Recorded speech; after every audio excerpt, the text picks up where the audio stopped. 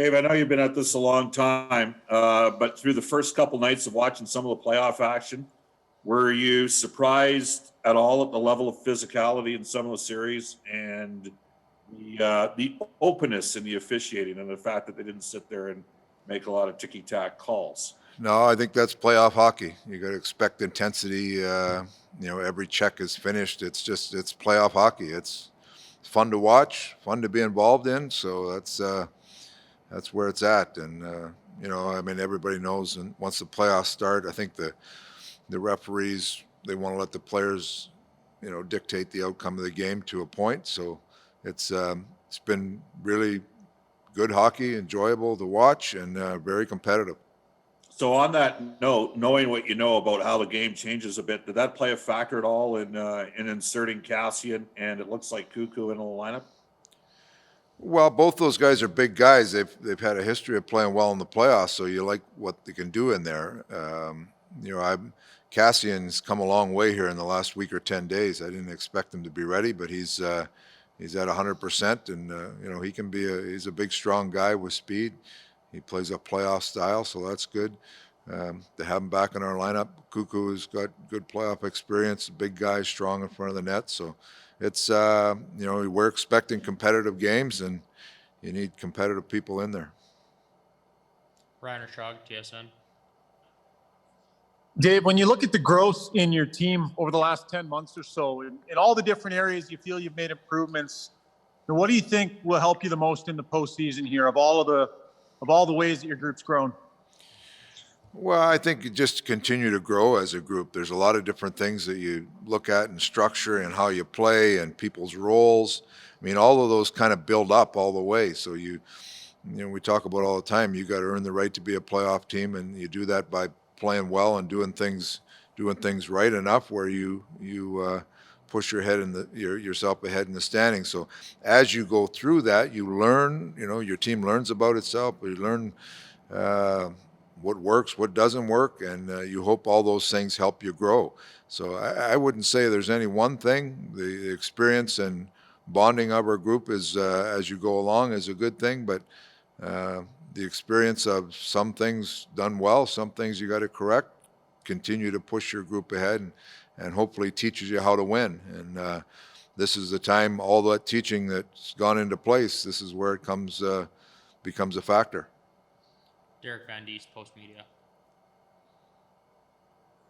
Hi, Dave. When it comes to Zach, do you kind of have to monitor his minutes, or do you just open the gate and let him go and hopefully, hope energy and adrenaline take over here in game one for him? No, well, I mean, depends how he plays. You can tell if a player is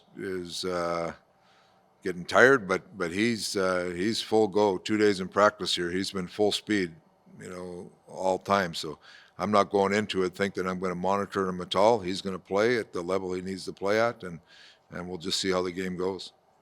And with Cuckoo, do you just think he's the best option there, or does he bring something that you want to see against the Jets? Well, I like his experience and his size, his competitiveness down low. So those are, we have some good people there. We have good depth at defense, but he gets the call today. Thanks, Dave. Jason Gregor, TSN 1260. Dave, in the regular season, you didn't chase matchups very often. You're confident in your team. Historically, and I don't expect you to give me what matchups you want, but do you look for matchups closer in the playoffs?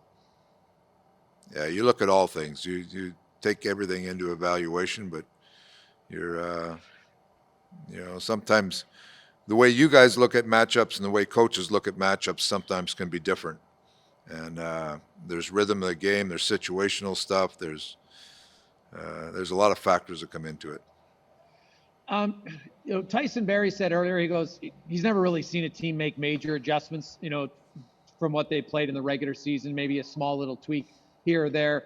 He did say that, he expects the physicality to ramp up. So when there's more physicality in games, Dave, and if a player's maybe not used to that, what do you watch for as a coach to ensure that guys aren't getting either too, wrapped up or too worried about making the hit when they normally wouldn't? How does that change at all how players react when the physicality, because we're seeing, almost twice as many hits in a playoff game than you normally do in a regular season. Yeah, I think players recognize what's going on out there. They understand the competitiveness that goes in the game. So that's just the way the game goes. During the year, you have some games that are more physical than others, and you adapt as you go along. So I don't expect any different tonight.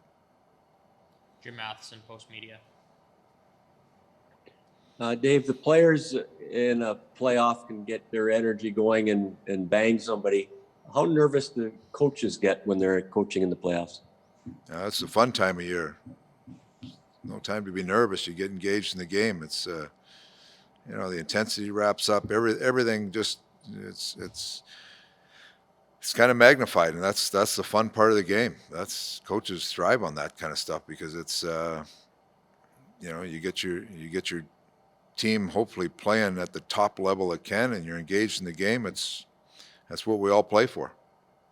And at playoff time, is it more you can prepare your team strategically, but the bottom line is the players are out there to play as hard as they can play.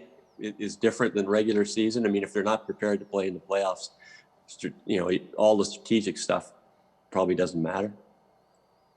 Well, I think every team goes out with the right mindset. Teams are well prepared now. They go tactically. They know how they want to play, and they understand what's at stake in the playoffs. They play hard.